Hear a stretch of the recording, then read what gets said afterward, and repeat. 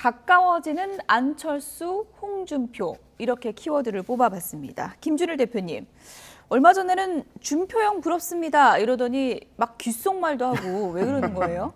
뭐 그림만 보면 거의 깐부죠 지금. 예.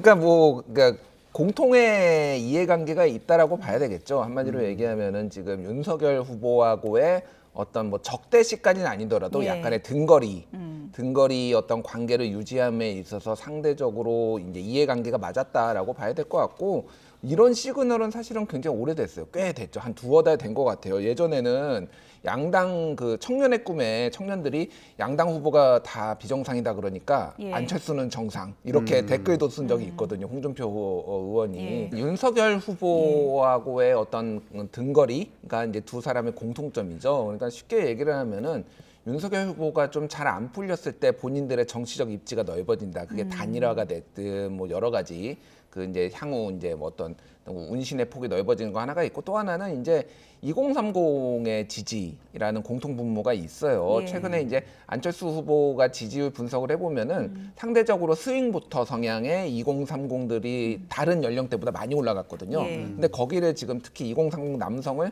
꽉 쥐고 있다. 뭐 이런 홍준표 의원이 꽉 쥐고 있다. 이런 것들이 있잖아요. 그러니까 예. 그런 것들로 좀 연대의 가능성 이런 것들을 살짝 흘린다 이렇게 봐야 될 것 같아요. 네.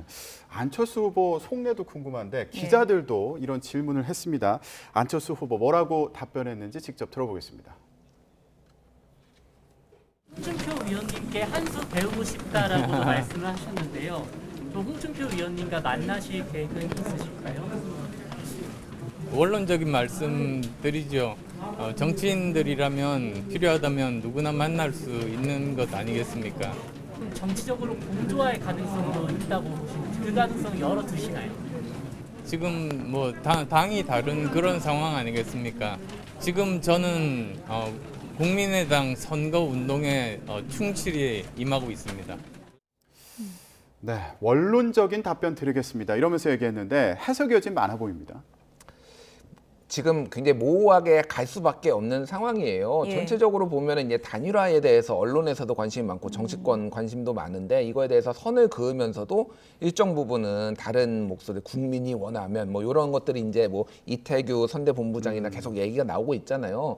그런 것들이 지금은 뭔가를 명확하게 얘기하기 힘든 상황이다라고 보면 될 것 같고, 사실은 2017년에 두 분이, 그러니까 안철수 그 홍준표 두 사람이 다 대선에 나왔었잖아요. 예. 그때는 비방전이 엄청 났거든요. 적폐 후보다 막 이러면서 그랬는데 참 정치는 알 수 없다. 예. 어느새 갑자기 깐부 포스가 돼가지고 지금 이렇게 가까워졌네요. 예. 예, 저는 그 안철수 후보 발언 중에 지금은 당이 다른 상황이다. 이 말이 좀 심상치 않게 들리는데, 지금은 당이 다르지만 당이 같아질 수도 있는 건가요? 그러니까 알 수 없어요. 그러니까 예. 여러 가지 지금 너무 결정된 게 없어서 지금 뭐 구체적으로 말하기는 그런데, 이를테면 이런 것도 있습니다. 만약에 보수 진영이 패배를 한다라고 했을 때는 뭐 지금 윤석열 후보뿐만이 아니라 이준석 대표도 물러나야 되는 상황이잖아요. 예. 당을 누가 수습할 것인가. 뭐 김종인 위원장이 다시 올 건 아니잖아요. 그렇다라고 본다라면은 그 중심에 홍준표나 안철수가 있을 수도 있다. 예. 이런 관측들이 이제 야권에서 나오는 거예요. 그런 부분에서 또 공통 분모를 찾는 분들도 있더라고요. 그러니까 여러모로 모든 가능성을 좀 열어놓고 지금 이렇게 서로 움직이고 있다. 이렇게 봐야 될 것 예. 같아요. 지금은 국민의당 선거운동에 충실히 임하고 있다. 예. 지금 그리고 당이 다른 상황. 이 여러 가지 단어가 예. 조합이 되면서 해석이 여러 가지로 나올 수 있는 그런 상황으로 보이는데, 그렇다면 홍준표 의원의 입장은 어떤 걸로 보이세요? 그러니까 홍준표 의원은 지금까지 일관되게 얘기하는 거는 선은 긋고 있다. 자기는 백의종군에서 이를테면 도와주지 뭔 직책을 맡지 않겠다. 그 홍준표 의원의 표현으로 따지면은 처가 비리가 너무 심하다 이렇게 선을 긋는 거죠. 도덕성 얘기를 예. 계속하면서. 그건 결국은 이 대선 이후를 보는 거죠, 사실은. 그렇다고 너무 안 도와줘 버리면은 네. 예를 들면은 윤석열 후보가 당선이 되거나 만약에 낙선을 하더라도 이거는 책임론이 돌아올 수가 예. 있는 거니까 적절한 상황에서 적절하게 도와주는 것 하면서 홍 의원도 전략적 모호성인가요? 전략적 모호성이죠. 지금은 그렇게 볼 수밖에 없고, 그거를 서로 이제 어떤 지점에서 만날지는 상황을 보면서 우리가 또 예측해 볼 수 있을 것 같아요. 홍준표 의원 지금의 뭐 스탠스를 표현하자면 모두까기 아니겠습니까? 예. 뭐 이재명 후보도 비판하고 또 두 후보 합쳐서 저질 대선이다. 뭐 이렇게도 하고요. 뭐 공책 줄게, 연필 줄게, 초등학교 대선 뭐 대선 치르냐 이런 거고 또 병사 월급 200만 원 윤석열 후보 공약은 헛소리라고 또 얘기를 했어요.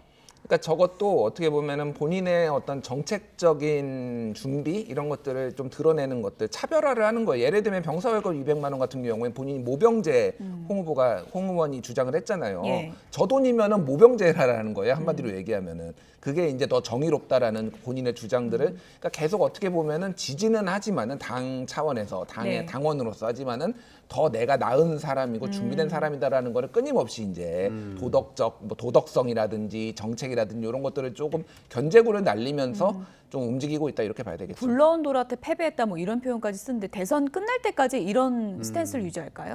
그건 알 수 없죠. 그건 알 수 없는데 이게 그러니까 한쪽으로 확 쏠려버리면은 예. 오히려 스탠스 정하기가 편해요. 근데 이렇게 지금 혼전 양상이고 단일화가 또 관건이 되는 선거다 보면은 지금 상황 같은 네. 게 유지가 된다라면 저렇게 계속 갈 가능성이 아직은 있다라고 판을 봐야죠. 읽고 있는 거군요. 예.